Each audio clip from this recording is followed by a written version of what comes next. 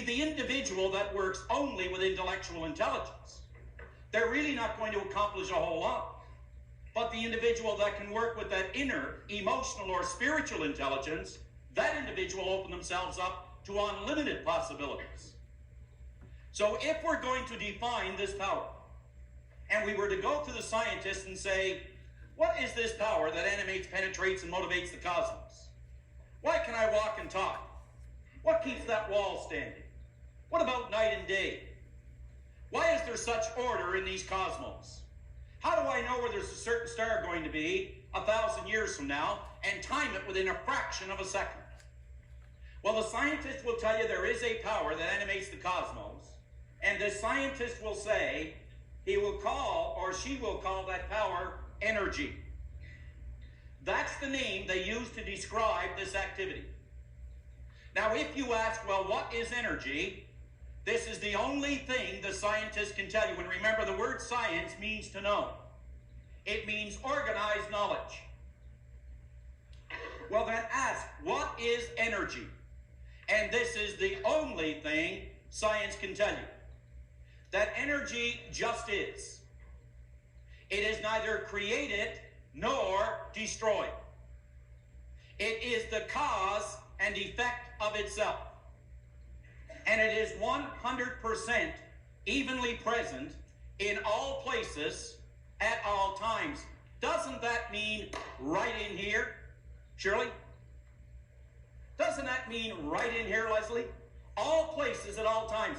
It didn't say 20% in Scarborough, 50% in Tennessee.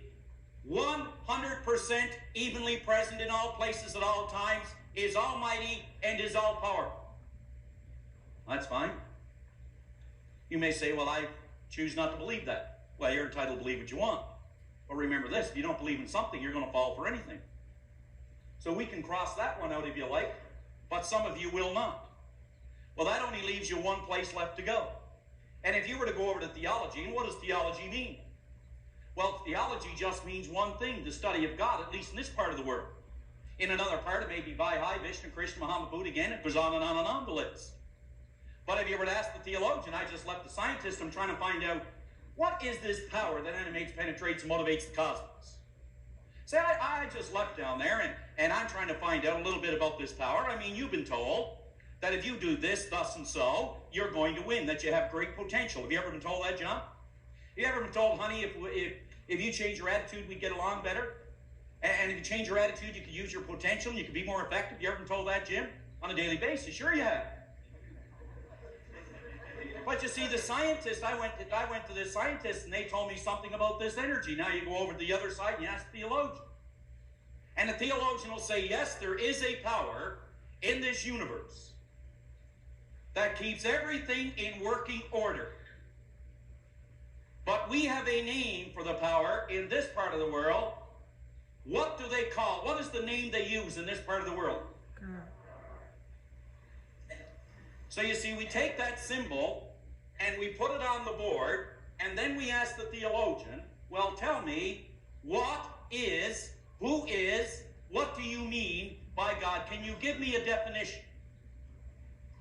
And this is the only thing the theologian can tell you. Because remember, you cannot limit it. And the theologian will say, there is a power in these cosmos that we call God, and God just is. Neither created nor destroyed. He is the cause and effect of himself.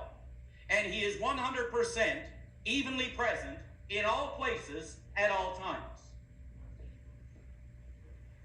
Now it seems to me that I heard that just a few minutes ago. So the only thing that has changed is the name. The activity is the same. And it is clearly demonstrated in the book.